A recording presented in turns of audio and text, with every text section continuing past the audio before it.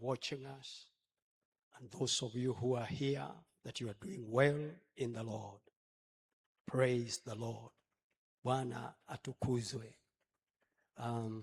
Nina furaha sana ya kwamba kwa mara nyingine tumekusanyika hapa na pahala pengine popote ambapo wewe ambaye watufuatilia kwenye vyombo vya habari uko. Bwana apewe sifa. Nataka kusema tuna furaha kwa sababu ya kazi ya Bwana katikati yetu na miongoni mwetu. Bwana apewe sifa. Ripoti ambazo twapokea kutoka katika sehemu na kutoka kwa watu mbalimbali ni ya kwamba wanapoendelea kutufuatilia kwenye vipindi vyetu tunapokuwa hewani, ni ya kwamba wanabarikiwa, na twalibariki jina la Bwana kwa sababu ya ripoti hizo. Ukweli ni kwamba Bwana ni pamoja na sisi. Bwana apewe sifa. Kwa hivyo kwa mara nyingine nataka kuja kwenu kwa njia ya neno la Mungu kwa ufupi, na ninaamini ya kwamba Mungu atatubariki kupitia haya maneno tunapoyasikia na kuyachukua, kuyaweka katika mioyo yetu na kuyatafakari. Bwana apewe sifa. Na sio tu kuyapata, kuyasikia na kuyaweka katika mioyo yetu, lakini pia kuwa watu ambao tunasikia na tunatenda. Kwa maana nimeamini ya kwamba tunaposikia na kutenda neno la Mungu, jambo hilo lampendeza Mungu. Bwana apewe sifa. Siku hii leo nataka kunena kwako juu ya umuhimu wa maombi. Bwana apewe sifa. The necessity of prayer. Bwana apewe sifa. Ni kweli tuna mambo mengi ambayo twatamani katika maisha yetu, na kuna mambo mengi katika maisha yetu ambayo twayatenda kwa sababu ya kutamani kumpendeza Bwana, kufanya yaliyo mapenzi yake Mungu. Lakini nataka kusema ya kwamba kama ningekuwa naorodhesha mambo katika umuhimu wake, ningesema ya kwamba jambo hili la maombi ni la maana sana, hivi kwamba Mungu ataka tuwe ya kwamba tunaomba kila wakati katika mambo yote. Bwana atusaidie. Lakini pia nina huzuni kusema ya kwamba mojapo ya mambo ambayo pengine hayajatiliwa maanani sana katika kanisa la Mungu siku hizi ni swala hili la maombi. Bwana atusaidie. Tusomapo neno la Mungu katika Injili kama ilivyoandikwa na Marko kwenye sura ya 11, tusomapo kuanzia mstari wa 15, neno la Mungu nasema hivi, na ninasoma katika lugha ya Kiingereza. And they come to Jerusalem, and Jesus went into the temple and began to cast out them that sold and bought in the temple, and overthrew the tables of the money changers and the seats of them that sold doves, and would not suffer that any man should carry any vessel through the temple. And he taught, saying unto them, Is it not written, My house shall be called of all nations the house of prayer? But you have made it a den of thieves. Verse 18, And the scribes and the chief priests heard it, and sought how they might destroy him, for they feared him, because all the people were astonished at his doctrine. Bwana apewe sifa. Bwana atukuzwe. Nataka kusema hivi kwamba jambo hili la maombi, la kusali, la kufanya dua, kuleta dua mbele za Mungu ni jambo ambalo ni la maana sana mbele zake Mungu na kwa watu wake Mungu. Ni jambo la maana hivi kwamba mara nyingi hata kama wewe ni mwalimu, umeanza kufundisha maneno haya, jambo hili, juu ya jambo hili la kusali na kuomba, mara nyingi utakumbana na upinzani. Isiwe tu ya kwamba ni kufundisha, hata wewe binafsi unapoamua katika moyo wangu ya kwamba mimi nitaomba, mimi nitalitii hili neno la Mungu, mimi kama mwana wa Mungu nitakuwa mtu wa kuomba na kusali, nataka kukuambia kutainuka kinyume na wewe kutoka kila upande wa kuzimu. Bwana atusaidie. Bwana atusaidie. Kama unapata ya kwamba kuna upinzani mwingi dhidi ya swala hili la kuomba, lazima ujue kwamba kutoka katika upande wa upinzani imefahamika umuhimu wa maombi. Wametambua ya kwamba yule mtu ambaye aomba, yule mtu ambaye katika swala hili yeye halali, yeye yumacho katika kutenda, kwamba yule mtu ni hatari kwa ufalme wao. Bwana atusaidie. Bwana atusaidie. Sasa sikia, Yesu alipoingia katika hekalu, neno la Mungu linatuambia ya kwamba alipoingia alipata watu wana kila aina ya biashara katika nyumba ya Mungu. Na mpendwa, natamani ujue ya kwamba mazingara yaliyokuwa wakati ule si tofauti sana na mazingara tuliyo nayo siku hii ya leo katika kanisa ambalo ni nyumba ya Mungu. Bwana atusaidie. Neno la Mungu linatuambia alipoingia alipata watu wana mambo mengi, kwamba nyumba ya Mungu ilikuwa imebadilishwa, imefanywa mahala pa soko. Watu walienda katika hekalu, watu wanakuja katika kanisa.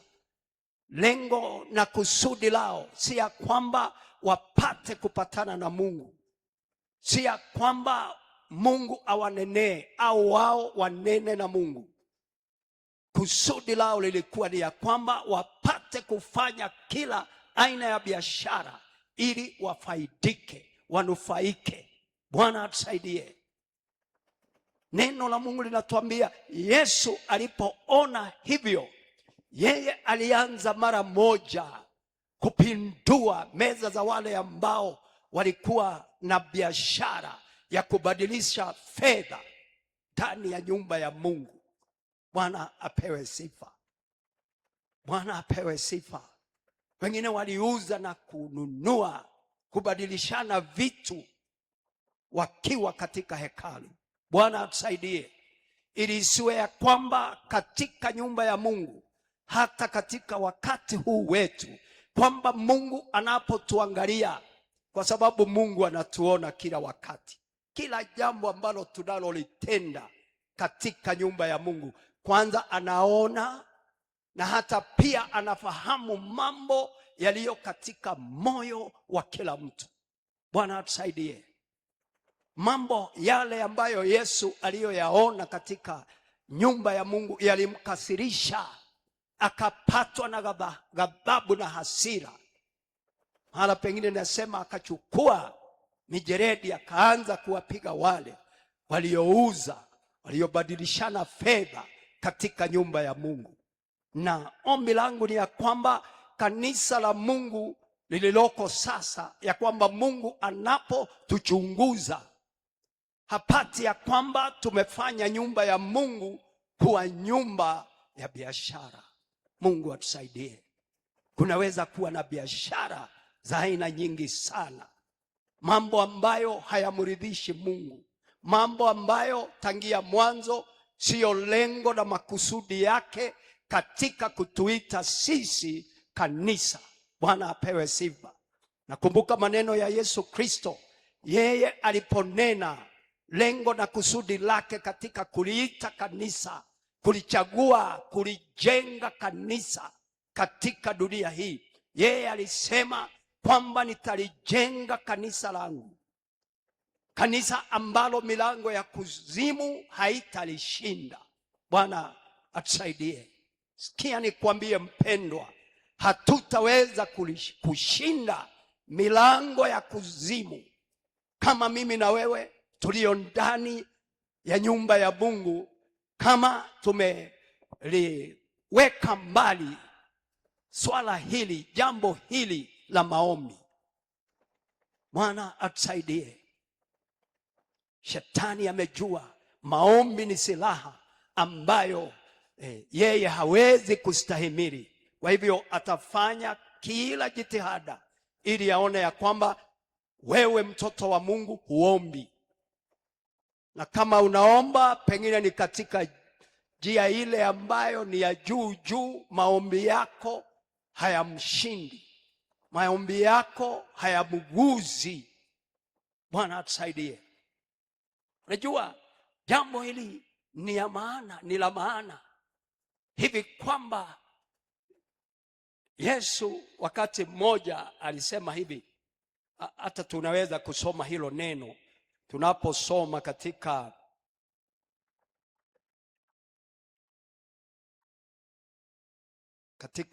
Injili kama ilivyoandikwa na Luka kwenye sura ya 18, Luka 18, na tusomapo mstari wa kwanza, neno la Mungu linasema hivi: And he spake a parable unto them to this end, that men ought always to pray and not to faint. Bwana apewe sifa. Bwana apewe sifa. Haya tena ni maneno yake Yesu Kristo, na hivi ndivyo anavyoshauri watu wake, wanafunzi wake. Na ninaamini ya kwamba wewe mpendwa ni mwanafunzi wake Yesu Kristo. Anamwambia kwamba watu wastahili kuomba kila wakati. Bwana atusaidie. That men ought always to pray. Always. And not to faint. They ought always to pray and not to faint. Wewe na mimi kama wanadamu, Mungu amejua, ametambua ya kwamba pasipo sisi kuomba na kuzidi sana katika jambo lile la kuomba, kudumu katika maombi siku zote, katika mambo yote, hatutaweza kushinda. Bwana atusaidie.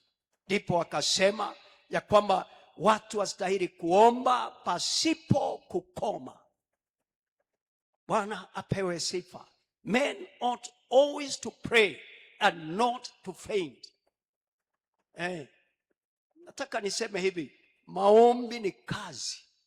Na ndiyo sababu unasikia hapa mtu mara nyingine anapokuwa katika maombi anaweza hata kuchoka, anaweza kuzimia. Men ought always to pray and not to faint, which means Jesus realized that prayer is work. And if you are praying, there is every likelihood that if you are not careful, you do not know how you will go faint in this habit, in this work of prayer. Bwana atusaidie. Tukiendelea ili uone umuhimu wa jambo hili katika maisha yako wewe kama mwana wa Mungu. Tena Paulo anapoandikia watakatifu wa Thesalonike, aliwaandikia akisema maneno haya katika waraka wake wa kwanza kwa Wathesalonike kwenye sura ya 5 na mstari wa 17. Anasema tena maneno haya: Pray without ceasing. In everything give thanks, for this is the will of God in Christ Jesus concerning you. Bwana apewe sifa. Mara tena tunasikia juu ya umuhimu wa jambo hili. Tena Paulo anapoandikia hao watakatifu, na ni sisi ambao Mungu anaandikia haya maneno, anarudia tena akisema, ombeni pasipo kukoma. Pray without ceasing. Hallelujah. Bwana apewe sifa. Bwana apewe sifa. Tena anapoandikia watakatifu wa Efeso, anawaandikia akiwaambia maneno haya katika waraka kwa watakatifu wa Efeso kwenye sura ya 6. Anawaandikia akiwaambia katika mstari wa 18, Ephesians chapter 6 verse 18. Praying always with all prayer and supplication in the Spirit, and watching thereunto with all perseverance and supplication for all saints. Hallelujah. Praying always with all kinds, with all manner of prayer. Bwana atusaidie. Hebu nikwambie mpendwa, kama katika jambo hili huenda ikawa pengine unaona ya kwamba wewe hujui uombe jinsi gani, ninataka kukwambia, kama wewe huombi, pengine unasema mimi sijui niombe namna gani, nataka kukwambia omba kama vile wewe unavyoweza kuomba. Hallelujah. Praying always with all kinds, with all manner of prayer. Bwana atusaidie. Jambo la maana mpendwa ni ya kwamba kama wewe hujui kuomba, anza kuomba, na utakapoendelea katika jambo lile, yule ambaye anayetusaidia katika kuomba ni Roho Mtakatifu. Bwana atusaidie. Bwana atusaidie. Hatujui kuomba kwa sababu tumefundishwa na mtu fulani, tumesoma. Ndio, tunaweza kujifundisha kutoka katika neno la Mungu, au mtu mwalimu wa neno la Mungu anaweza kutufundisha jinsi ya kuomba, lakini yule mtu anayetufundisha akiwa ndani ya Mungu ni Roho Mtakatifu ambaye anayenifundisha. Na ninaamini ya kwamba hata na wewe kama watamani kuomba, kwa sababu watamani kuwasiliana na Mungu muumba wako, Roho Mtakatifu aliye ndani yako atakufundisha. Bwana apewe sifa. Kwa hivyo kila mmoja wetu tunaanza kuomba. Mahali ambapo leo wewe unaweza kuomba, anzia pale. Endelea kuomba. Kesho kama ulifikisha kiwango hiki, kesho na kesho kutwa utafika kiwango kingine cha juu katika maombi, yaani mawasiliano yako na Mungu. Bwana apewe sifa. Bwana apewe sifa. Tena kama wewe hujui kuomba, Yesu anashauri watu wake, kwa sababu wakati mmoja wanafunzi wake walikuja wakimwambia ya kwamba, Bwana, tufundishe sisi kuomba kama Yohana alivyofundisha wanafunzi wake. Na tunaona ya kwamba Yesu alikuwa mwaminifu, alitamani kuwafundisha ili wajue kuomba. Bwana atusaidie.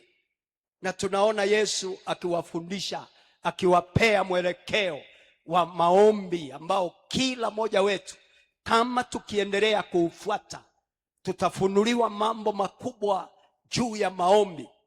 Kwa hivyo akawafundisha akiwaambia hivi, msalipo au mtakapokuwa mkisali, mkisema maneno haya: Baba wetu uliye mbinguni, falme wako uje. Our Father who art in heaven, hallowed be thy name. Thy kingdom come, thy will be done on earth as it is done in heaven. Give us this day our daily bread. Hallelujah. Forgive us our trespasses, for we also forgive those who trespass against us. Give us day by day our daily bread. Deliver us from evil. Bwana apewe sifa. Yesu aliendelea kuwafundisha juu ya maombi. Taka kusema nini mpendwa? Hata na wewe kama watamani kuomba, kujua kuomba, muulize Yesu akufundishe. Yesu ni mwaminifu, anatamani wewe na mimi tuwe watu wa maombi. Ndio sababu hata anapoingia katika nyumba ya Mungu, hekalu, ndani ya kanisa, anapata ya kwamba watu wana mambo mengine ambayo wanayafanya, anakasirika. Bwana atusaidie. Kwa hivyo ni jambo la maana sana sisi kuwa watu ambao wanatamani kudumu katika jambo hili la kusali na kuomba. Bwana apewe sifa. Sasa ni kwa sababu why pray? Bwana apewe sifa. Unajua kuna mtu anaweza kosa, anasema kuomba kwa sababu yeye haoni haja au faida ya maombi. Hili inaweza kutokana kama kwamba yeye huenda ikawa ameomba kwa njia ile ambayo alifahamu na akakosa kupata matokeo. Bwana atusaidie. Lakini tukifuata njia zake Mungu, tuombapo, kuna mambo ambayo tutapata, ambayo yatatuweka, tupea motisha wa sisi kuwa watu wa kutamani kuomba kila wakati. Bwana atusaidie. Kwanza ni vizuri ujue, sikia, tusome katika, unajua neno la Mungu ndilo ambalo na lipendelea sana linapotushuhudia. Tusome neno la Mungu katika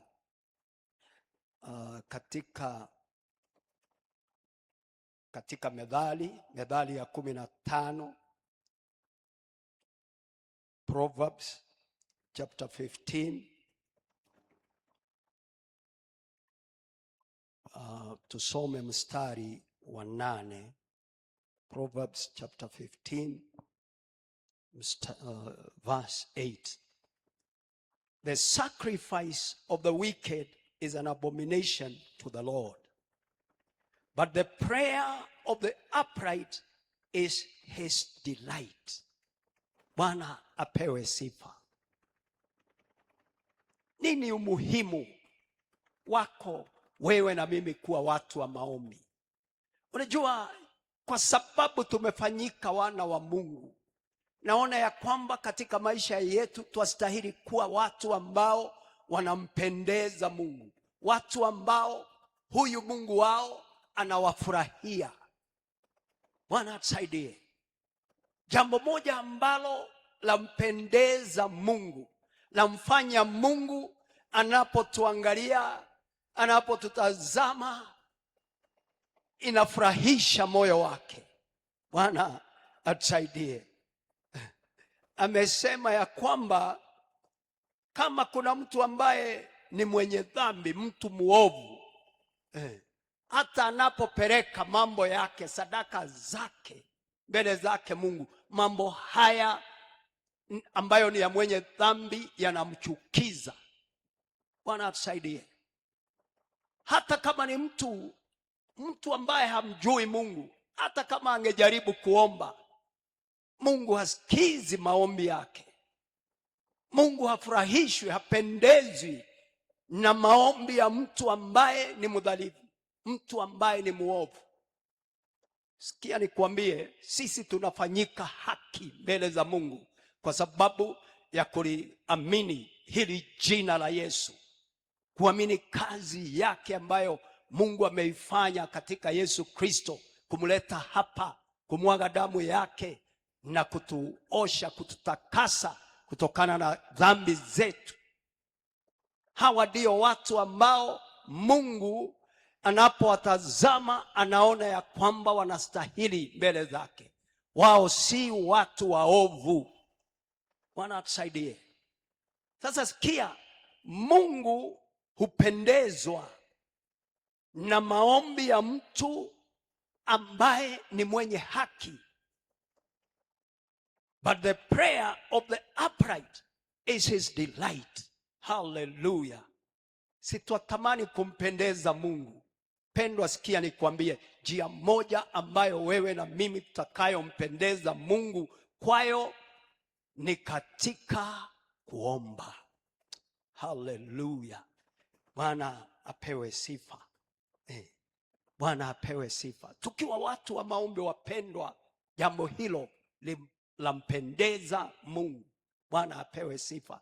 Tena si hivyo tu, hata tunapoenda mbele zake Mungu, si ya kwamba maombi yetu tunanena tu na inakuwa ni mambo ambayo pengine yapotelea hewani. Kwa sababu tunapoenda mbele za Mungu, aidha tuna mambo ambayo tunayahitaji katika maisha yetu, au mambo ambayo tunatamani katika maisha ya watu wengine. Kwa hivyo tunawaombea. Bwana apewe sifa.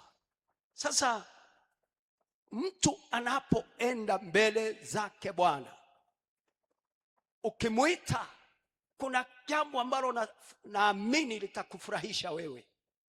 Sio tu ya kwamba wewe uombe mbele za Mungu, Mungu afurahi. Mungu pia anataka unaponena pamoja na yeye katika njia ya maombi, hata na wewe upate kufurahi. Na tutafurahi kwa njia gani?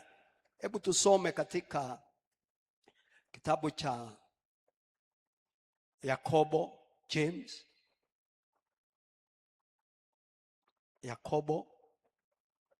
James katika sura ya 5, James chapter 5, na tusome mstari wa 8.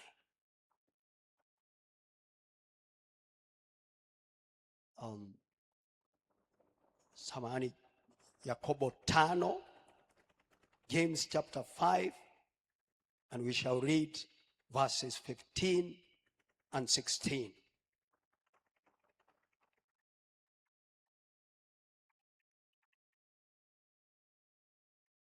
Bwana apewe sifa. Neno la Mungu linasema, and the prayer of faith shall save the sick, and the Lord shall raise him up. And if he have committed sins, they shall be forgiven him. Confess your faults one to another, and pray one for another, that you may be healed. The effectual fervent prayer of a righteous man availeth much. Hallelujah. Kwa nini tuombe, mpendwa? Kwanza tumesikia ya kwamba Mungu anafurahishwa, anapendezwa. God delights in the prayer of the upright person. Hallelujah. Sasa tena hapa tuna mambo ambayo tunasikia, that the effectual fervent prayer of a righteous man availeth much. Hallelujah. Nimekuambia kwamba tunaomba mara nyingine kwa sababu tuna mambo binafsi ambayo twatamani ya kwamba tukayapokea kutoka kwake Mungu, au ndugu zetu, rafiki zetu, jamii zetu, watu wengine wana mahitaji. Na baadhi ya watu pengine hawajui hata waombe namna gani.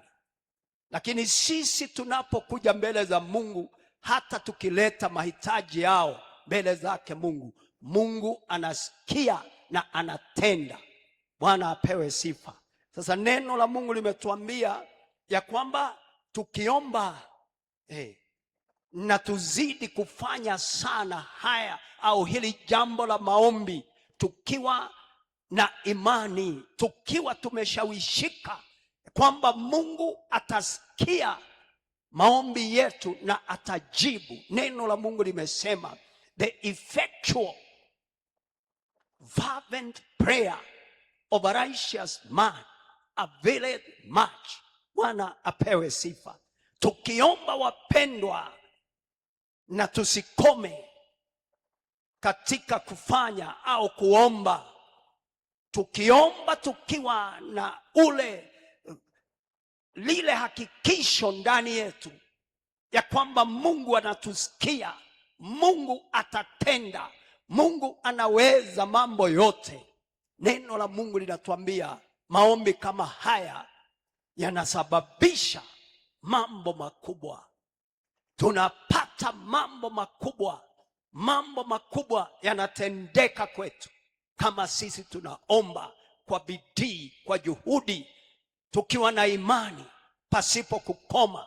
Bwana apewe sifa.